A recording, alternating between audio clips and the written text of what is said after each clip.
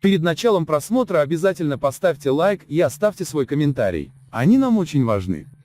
Выброшенная на улицу вместе с дочерями Ашхабадка записала обращение к президенту Бердымухамедову. Минувшую ночь Анна Кумыкова, жительница Ашхабада, о которой мы рассказывали, провела на улице. То же самое предстоит и ее девочкам в ближайшую и все последующие ночи, если ситуация кардинальным образом не изменится. Потеряв веру в справедливость суда и не рассчитывая на чиновников, женщина вынуждена обратиться напрямую к президенту страны как к гаранту Конституции и защитнику прав своих граждан. Мать, одну воспитывающую своих дочерей, выселили, а попросту выбросили на улицу вечером 14 декабря, чтобы освободить жилье, в котором они прожили 19 лет. Анна, Сельби и Хёсил до часу ночи выносили в подъезд все нажитое имущество. Женщина уверена, что охотниками за их квартирой являются риэлторы. Анна надеется, что и на них можно найти управу, но сделать это может, наверное, только глава государства.